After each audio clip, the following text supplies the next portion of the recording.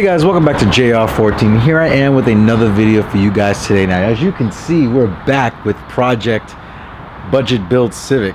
I think that's what the name was on it. I haven't done a video in a while. The last video I did made with this car was the head unit, installing a $150 head unit in the car. Now, in that video, I did explain that I originally bought a $70 doubled-in head unit. I think it was Hickety, the brand. Pretty much it didn't work out. That $70 brand did not work out. The radio crapped out like literally in 2-3 weeks. And then I went with the one that's currently in the car, which as you can see is there. Sorry for the mess that's inside there. Now that is a I forgot the name of it. I'll put the link in the description. Well, actually I won't, and I'll tell you why. So this one, I said let me spend double the money. So this one was like around $150 retail. I bought it from Amazon. Shout out to Amazon for always coming through clutch.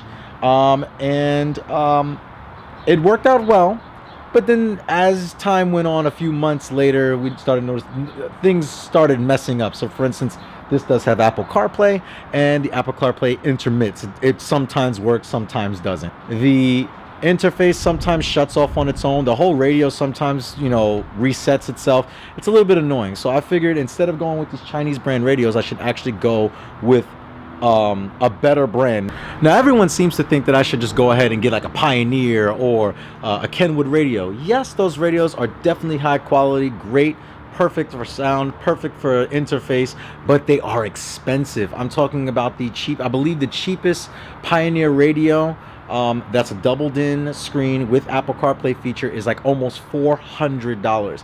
I'm not going to do that with this. That doesn't make sense to do that with a $1,000 car that I just normally use to get around, as well as use Grubhub. So it doesn't really make sense. So today I'm actually going to be taking that head unit out, and I'm actually going to be installing this. Now this is actually called Boss Audio Systems Elite. This is one of their entry-level doubled-in 7-inch screens that actually do feature Apple CarPlay, Android Auto, Bluetooth, and it also has an SD reader. I believe the max capabilities as far as the wattage is 340 watts, MP3 capability, and also does have AM/FM receiver, which is going to be plugged in from the existing unit. The model number is BE7ACP, and yeah. This is also going to be changed as well. I'm changing the speakers out, but you're not going to see that in today's video. Stay tuned because that's going to be the following video after this install. So today, since I already showed you an install video on how to do the radio, how to take everything apart, I'm not going to show that in today's video. If you want to go see that, click in the upper right hand corner of the screen where you can go check that out. I'll post a link right there. And also I'll post a link in the description down below so you can actually see that video for yourselves. But today I'm just gonna behind the scenes install this really quickly, and then I'm gonna show you the features of it, and show you, pretty much go through everything of why I like this a lot better. Now before we do that, let's go to the old unit in the car. All right, so we're inside the car now, and actually, where are the keys? I don't know, where are the keys? Oh, here they go. So I'm gonna just turn the car on so you can kind of see what I'm talking about here. So car runs perfectly, by the way. Actually no issues with it at all. 174, almost 175,000 miles. Put about almost 12,000 miles on this car since September, since I've owned it. Now one of the things here is this. So this does have an illumination feature. So I don't know if you guys can see that on camera. That's not the lens doing that. The screen dimming in and out like that. So this does have an illumination feature of when the headlights are on, it dims, and when the headlights are off, it stays bright. Now, in order for it to stop flickering like that, I literally have to turn on my lights to my parking lights or my full-time low beams, and it stops doing it. So as soon as I turn it off, it continues doing it again. That gets annoying after a while. It's just not cool at all. Another thing I do not like about this head unit, I mean, yeah, it's pretty responsive. I mean, sometimes it's responsive. I mean, it's okay for what it is. When you go here, you have Apple CarPlay, which I have connected here. I'll connect my phone really quickly. Okay, so I'll probably have to unlock my phone first. So after unlocking my phone, I can click Apple CarPlay. But see, this is sometimes what I'm talking about. Sometimes it works and sometimes it doesn't. Now, if I plug it in again, it works.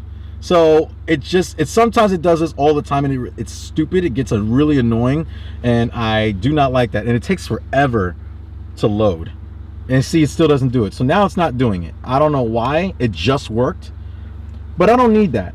For someone who literally, since my GTI, I literally have Apple CarPlay. I love Apple CarPlay in my GTI, and I said any other car that I have or any other car that I'll own will have to include or have some type of form of function of this feature in it. And like I said, now I'm glad it's not working now, because it's literally not working now. So it's plugged in. So you see here the cable where it says Apple CarPlay. It's plugged in to a USB, you know, into this lightning cable, and it's supposed to work, but it's not working for some weird stupid reason. But I'm rambling. Now it's gonna work, probably, hopefully. Nope, it still doesn't work. Oh, one last thing before we go. One other thing I don't like about this does have Bluetooth, but it sucks because there's no external mic for this. The microphone is this little dot up here. I don't know if you can see that. Maybe if I turn up the ISO, let's see. That's not what I wanted to do. I wanted to turn up the exposure, so now you can see it. So yeah, pretty much this system's not going to work out, so I'm going to pop in a new one and get all the wires connected and everything, and then we'll see where we're going to go, and then we'll pretty much compare how this was compared to the new one. All right, so let's go.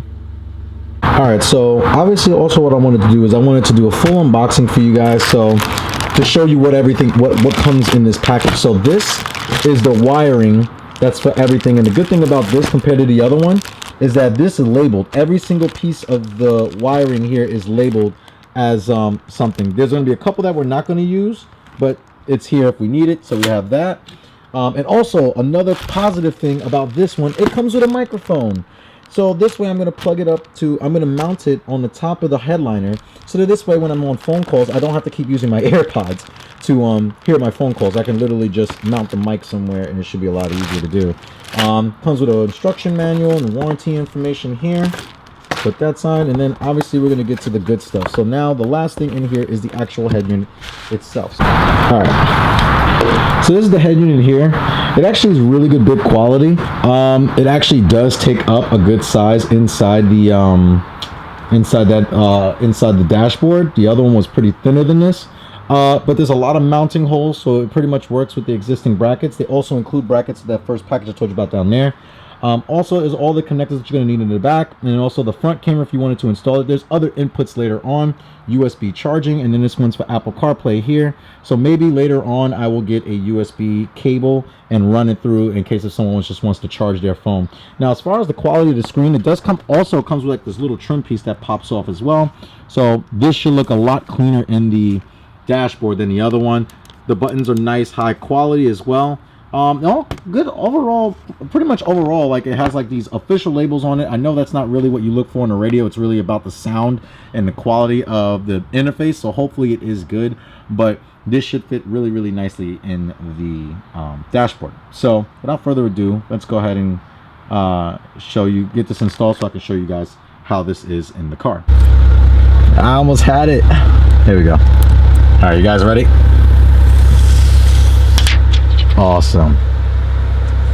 Okay, so rear camera. We don't have a rear camera installed on this car because, as you guys know, well, I gotta plug it back in. Give it a second. I have that rear view camera, so I don't need a rear view mirror. No problem. Looks like everything works though, which is wonderful. So let's turn up the volume here. And the one thing that I really do care about, let's see if the tuner works. So you can have your presets and everything here, which is awesome. AM, FM radio.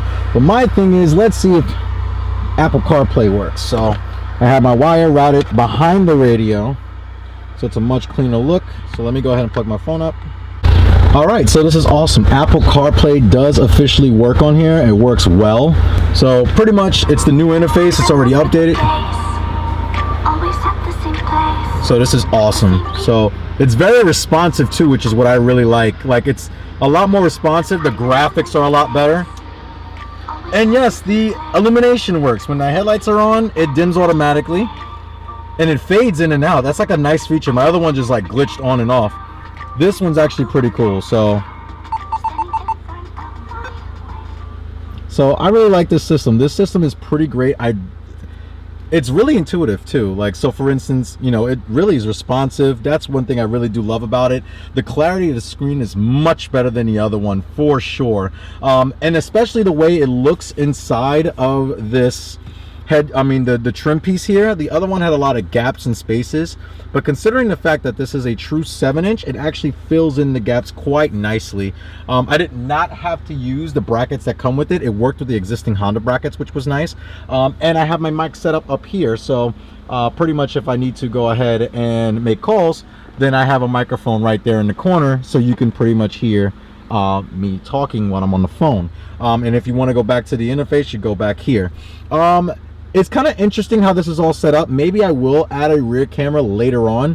The tuner works. You have SD capabilities in it too. USB port for charging or playing other music, other files like MP3 files on a flash drive. I don't ever use that. I literally just use the Apple CarPlay feature, so that's what I like with this.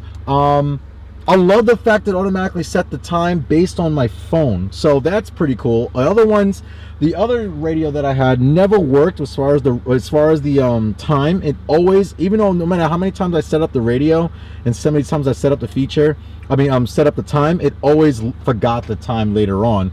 But this is pretty cool. So it has Bluetooth streaming, Android Auto right here, Apple CarPlay, and I think you can customize this too. It has an equalizer here. So it has a full equalizer here, which is kind of cool, or you can do it for different R&B, rock, pop, hip hop, you know, stuff like that. So it's pretty cool. I'm pretty much gonna play with these later on off the thing with you, but again, you know, it's pretty cool. I'm gonna turn that beeping off because it's already annoying me, but it's very quick. That's one thing it's amazing how quick this is. Let's see how Waze pulls up. Yep, really fast, really easy, and the functionality is great. Spotify, great. Home, great. Settings, boom. It's really fast. That's one thing I really do love about it. It has these cool little these animations with it too. So you see like the font like flatten out, and then again you can have multi-screen for everything, which is pretty awesome. I think this is pretty cool. So guys, also another thing I like about this head unit actually is not expensive. Like I said, those Pioneer and Kenwood head units roughly range starting at the price around $300-400. This actually retails for around $229, and it's actually a really good setup. It's really intuitive. I really do like it. If you do like this head unit, which again is the Boss Auto Systems Elite, I forgot the, oh yeah, it's right here. It's the BE. Let me see if I can zoom in on that for you guys. I can't. Oh yeah, the BE7 ACP trim, the model is that. If you like this head unit, if you did like this video, if you have any other questions, put them in the comments down below. And again, if you want to see the install of this, click in the upper right hand corner of the screen. I did a separate install video where I took everything apart, showed you what to take apart and put back together. I have not used the mic yet, but I will do an update video of the Civic as an overall car, and I will give my inputs on this radio as later on as I use it. But guys, again, give it a thumbs up. Make sure you like, share, and subscribe to JR14. And you guys always remember, when you're putting double din radios in your car without breaking the bank, you guys always remember that cars are a lifestyle.